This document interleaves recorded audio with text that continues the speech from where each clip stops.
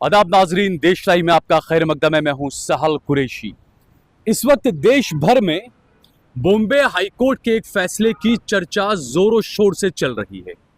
Bombay high court ने जिस तरीके से कहा कि बीजेपी मुर्दाबाद या अमित शाह मुर्दाबाद इस तरह के नारे लगाना कोई गुनाह नहीं है, साथ ही जो सख्त टिप्पणी की गई जिसमें यह कहा गया कि सरकार जनता को गुलाम बनाने की कोशिश न करे, ये जो टिप्पणियां की है और जो जजमेंट आया है, एसडीपीआई के नेता जिन्हें तड़ीपार किया था मुंबई पुलिस ने, उस मामले पर सुनवाई करते हुए जिस केस का रेफरेंस दिया गया, अहमदाबाद के कलीम सिद्दीकी हैं, पत्रकार हैं, एक्टिविस्ट हैं, सीए की भी लड़ाई लड़ी और उसके अलावा कई लंबी लड़ाई इन्होंने भी लड़ी। इन्हीं के केस का, इन्हें जब अहमदाबाद पुलिस ने तड़ीपार किया था, हाईकोर्ट में उस वक्त जो कोर्ट ने कहा था और पुलिस को फटकार लगाई थी और कलीम सिद्दीकी का तड़ीपार करने का जो पुलिस ने जो ऑर्डर दिया था उसको रद्द किया गया था, उसी का रेफरेंस देते हुए बॉम्बे हाईकोर्ट ने एसडीपीआई नेता सईद अहमद को राहत दी और उनका भी तड़ीपार का ऑर्डर रद्द कर दिया। लेकिन इसी बीच सवाल ये उठने लगा कि आखिरकार ऐसा क्यों कि जो सरकार की गलत नीतियों का विरोध करेगा उसे तड़ीपार कर दिया जाएगा। यह सिर्फ सईद अहमद का या कलीम सिद्दीकी का मामला नहीं है। राकेश महरिया मेरे साथ में है, दलित एक्टिविस्ट हैं, सरकार के सामने एक लंबी लड़ाई पिछले कई सालों से लड़ रहे हैं। खासकर जो रेहड़ी पटरी वाले हैं, हमने देखा पिछले कुछ सालों से अहमदाबाद के अंदर रेहड़ी पटरी वालों को काफी परेशान किया गया। विकास के नाम पर गरीबों के रेहड़ी पटरियों को उठाकर फेंक दिया गया। आए दिन ऐसे वीडियो आए कि पुलिस वाले पहुंचते हैं, उस गरीब की रेहड़ी पटरी पर डंडे मार के उसका सारा सामान उंधेल देते हैं, उसके ठेले पर से सारे फ्रूट उंधेल देते हैं। कई सारे वीडियो ऐसे पूरे देश से पुलिस वालों के आए। राकेश महरिया ने लड़ाई लड़ी। एक महीने पहले अहमदाबाद पुलिस ने राकेश महरिया को भी तड़ीपार करने का ऑर्डर निकाल दिया। सबसे पहले हम कलीम सिद्दीकी से बात करेंगे क्योंकि बॉम्बे हाईकोर्ट का जो फैसला आया वो कलीम सिद्दीकी के मामले के रेफरेंस में आया है। जब आपके मामले में ये हुआ, सीए को लेकर आपने एक लंबी लड़ाई लड़ी, बुलडोजर के खिलाफ आपने कई आर्टिकल लिखे, आपको ही पुलिस ने तड़ीपार कर दिया। और बॉम्बे उस वक्त हालांकि इसकी ज्यादा इतनी चर्चा मीडिया में नहीं हुई, लेकिन बॉम्बे हाईकोर्ट ने जो फैसला दिया उसकी काफी चर्चा हो रही है। लेकिन उसका रेफरेंस जो है वो आप ही के केस को लेकर दिया गया है। वो उस समय कोरोना का समय था और मैं हाई कोर्ट गया था क्योंकि मेरे खिलाफ जो क्रिमिनल इस तरह की धाराएं नहीं थी। हमने 19 दिसंबर 2019 को जो है बंद का कॉल दिया था। उसमें रखियाल में जो है एक केस दर्ज हुआ था कि यानी बिना पुलिस की मर्जी के खिलाफ, यानी परमिशन लिए बगैर सीए के खिलाफ लोग इकट्ठा हुए थे और बड़ी संख्या में इकट्ठा हुए थे और अहमदाबाद के अलग अलग कोने में तो बहुत सारी जगह लोगों के खिलाफ पुलिस ने केस दर्ज किया था। तो रखियाल में 500 लोगों के खिलाफ केस दर्ज किया गया था, जिसमें मैं भी एक था। उसके बाद ये केस दर्ज उस समय कर लिया गया था। उसके बाद जो है शाहीन बाग, जब अहमदाबाद दिल्ली के शाहीन बाग के समर्थन में जो है अहमदाबाद में हम लोग जो है रखियाल अजीत मिल में जो है शाहीन बाग बनाया और 2 महीने तक सिट इन धरना लगातार चला। उसके बाद कोविड के बाद वो धरना दिल्ली का भी खत्म हुआ और यहाँ का भी खत्म हुआ। उसके बाद कोविड के दरमियान ही सरकार ने मुझे पहले शो कॉज नोटिस दिया था और जिसे मैंने चैलेंज किया था। चैलेंज यानी मैंने नोटिस को चैलेंज किया। उसके बाद क्योंकि पुलिस ट्रायल करती है तो पुलिस के यहाँ ट्रायल चलता है, तो पुलिस के ट्रायल को भी मैंने फेस किया। तो पुलिस ने कहा तो यानी तो फटाफट जो है उन्होंने जो है ट्रायल चला के तड़ीपार कर दिया। उसमें एक यानी शो कॉज नोटिस मुझे 2 साल का मिला था कि क्यों ना 2 साल के लिए आपको तड़ीपार कर दिया 2 साल के लिए तड़ीपार, हाँ, का ये नोटिस था। उसके बाद जो है जब पुलिस का ट्रायल कंप्लीट हुआ तो उसमें नोटिस के आखिरी लाइन में लिखा गया कि भाई आपके समर्थन में धारा सभ्य श्री गयासुद्दीन शेख, इमरान खेड़ावाला और जिग्नेश मेवाणी जी, ये 3 विधायकों ने आपकी सिफारिश करी है और कहा है कि आप समाज में रहने के योग्य हैं। तो उनकी सिफारिश को ध्यान में रखते हुए आपका जो 2 साल का जो है तड़ीपार था, हम उसको 1 साल करते हैं। यानी ये मजाक की तरह से अच्छा, लिखा ये हुआ वो है। वक्त भी वही था कि हाँ। उसके बाद 2022 के विधानसभा चुनाव होने वाले थे। हाँ हाँ, उसके बाद चुनाव से 22 पहले आपको चुनाव से तड़ीपार पहले, किया गया। हाँ उससे पहले 2020 में किया गया है, वो 20 के यानी कॉरपोरेशन का इलेक्शन होना था। तो कॉर्पोरेशन का इलेक्शन होना हाँ, था। कॉरपोरेशन का इलेक्शन होना था। मुंबई में भी यही हुआ है। हाँ। सीपीआई के जो नेता उन्होंने यही कहा है कि वहां पर भी कॉर्पोरेशन का इलेक्शन होना था हाँ। और उसी वक्त उनको जो है वो तड़ीपार किया गया था। तो मेरा केस और उनका केस बहुत कुछ मिलता है। सीएनआरसी का आंदोलन उन्होंने भी किया और पॉलिटिकली और सोशली वो भी एक्टिव थे, मैं भी अहमदाबाद में एक्टिव है। तो इसमें जो है कोर्ट ने जब सारी चीजें देखा कि भाई 188 का मुकदमा और आप उस पे जो है तड़ीपार करने का आदेश कर देते हैं, तो कोर्ट ने ये कहा कि no one can extern for raising grievances against the government. यानी सरकार के खिलाफ कोई किसी की शिकायत है या कोई आवाज उठाता है या सरकार से शिकायत करता है या सरकार के खिलाफ बोलता है, तो आप उसको तड़ीपार नहीं कर सकते हैं। ये यानी एक लैंडमार्क जजमेंट था, क्योंकि इससे पहले जो भी जजमेंट आते थे वो क्रिमिनल के उस पे जो तड़ीपार किया जाता होते थे, नहीं होते तो कोर्ट उस पे निर्णय लेते। लेकिन आंदोलन के चलते तड़ीपार को लेके ये अहमदाबाद का एक ऐतिहासिक और उस जजमेंट पे बॉम्बे हाईकोर्ट ने तो उससे और 5 कदम आगे जाकर टिप्पणियां की है। बिल्कुल, ये यानी बाकायदा अमित शाह और हाँ, सारी चीजें उसमें तो ये देखिए ये बात तो सही है कि 2014 के बाद जो है सरकार, हर जगह की सरकारें, खास करके भारतीय जनता पार्टी की जो सरकार है, वो जनता को बिल्कुल सटीक टिप्पणी की है कि गुलाम बनाना चाहते हैं। और बहुत सारे लोग जो अंधभक्त यानी एक कहा जाता है कि भाई अंधभक्त हो गए, तो उनको मानसिक तौर पे उनके दिमाग को कंट्रोल करके उनको तो गुलाम बना लिया गया है। और जो आंदोलन करते हैं, जिनके अंदर बगावत है, जो अम्बेडकराइट्स हैं, कम्युनिस्टवादी है या राष्ट्रवादी है, जो इस तरह के, हाँ, क्यों यानी उनके सोचने का नजरिया जिनको भक्त नहीं बना सकते, तो उनको जो है गुलाम बनाने के लिए जो है डरा दिया जाए, धमका दिया जाए, तड़ीपार कर दिया जाए, पुलिस सिस्टम का उनको डर पैदा कर दिया जाए, तो ये कोशिश कर रही है। तो जस्टिस उपाध्याय साहब की जो टिप्पणी थी, उससे आगे बढ़ के इन्होंने जो है उन्होंने कहा कि भाई गुलाम बनाने की प्रक्रिया एक तरह से चल रही है जनता को। तो वो उस पर ये यानी एक ऐतिहासिक जजमेंट है। जैसा राकेश भाई का, राकेश महरिया जो है, उनको भी, क्योंकि मैं इन्हें ऊना आंदोलन से जानता हूँ और लगातार ये मूवमेंट से जुड़े रहे हैं, गरीबों के, मजदूरों के, लेबर क्लास के और दलितों के, यहाँ तक कि मुसलमानों के इश्यूज पे भी राकेश महरिया खुलकर बोलते हैं, खुलकर लड़ते हैं। इनके खिलाफ भी कई फर्जी मुकदमे के ऊपर भी मामले कई दर्ज किए गए और अब ये कहा गया कि आपको भी तड़ीपार किया जाए। जिस तरीके से गुजरात में हमने देखा, गांधी का गुजरात है, यहाँ शराब बैन है, लेकिन शराब आराम से चल रही है, धड़ल्ले से मिल रही है। यहाँ पर एमडी ड्रग्स का कारोबार हो रहा है, लेकिन सरकार को उन कारोबारियों से जो युवा पीढ़ी को, युवा धन को जो बर्बाद कर रहे हैं, उनसे सरकार को, पुलिस को परेशानी नहीं है।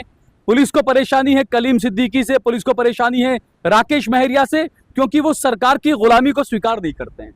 जी बिल्कुल, ये भाजपा की जो सरकार है वो ये कहना चाहती है, अगर आप दलित हो, आप मुसलमान हो, आप आदिवासी हो, आप अगर लोगों के मुद्दे उठाते हो और सरकार के सामने आंख मिला के बात करते हो, तो ये बिल्कुल भी नहीं चलेगा। यानी कि तुम इंसान नहीं हो, यानी अधिकार नहीं मांग सकते आप अपना। तुम अधिकार नहीं मांग सकते, क्योंकि तुम मनुस्मृति के नियम के हिसाब से तुम आवाज़ नहीं निकाल सकते। तो हम तो इस देश में संविधान को मानते हैं। डॉक्टर बाबा साहब आम्बेडकर ने संविधान जो दिया है, हमें बोलने का हक दिया है, तो हम लोगों की आवाज़ बनकर बोलते हैं, सरकार के सामने बोलते हैं।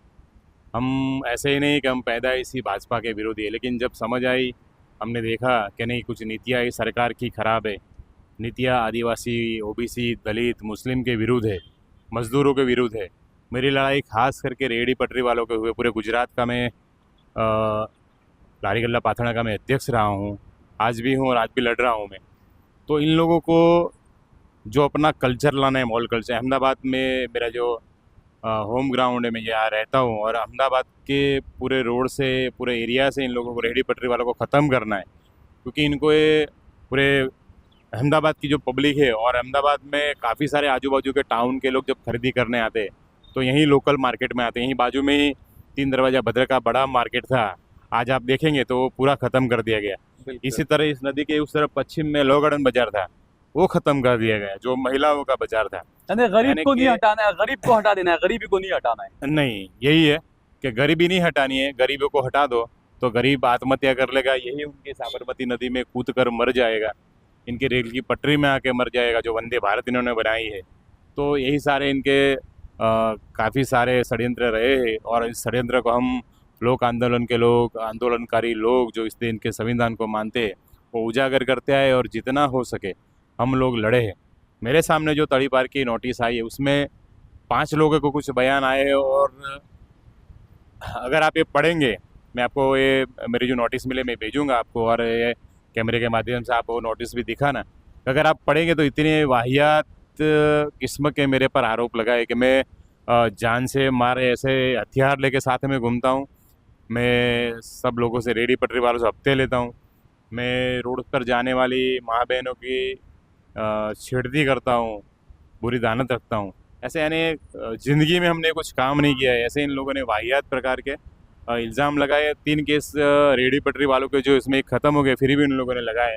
ऐसे तो काफ़ी केस है, कुछ केस में सज़ा भी हुई और जामीन पर बाहर है, लेकिन लोक आंदोलन की लड़ाई है तो ये तो चलता रहता है। लेकिन इतनी वाहियात तरीके से भाजपा सरकार जो लोगों के लिए लड़ रहे हैं, उन लोगों से ऐसा बर्ताव करेगी, ये बिल्कुल भी हमने सोचा नहीं था। तो आखिर डर क्या है सरकार को और पुलिस को, राकेश महरिया से और कलीम सिद्दीकी से? डर ये है कि मैंने आपको पहले बताया कि आप दलित होकर आरएसएस और भाजपा की सरकार के सामने कैसे बोल सकते हो? आप मुसलमान होकर भाजपा और आरएसएस की सरकार का कैसे बोल सकते हो? आपको तो गुलाम रहना चाहिए, आप आवाज़ कैसे निकाल सकते हो?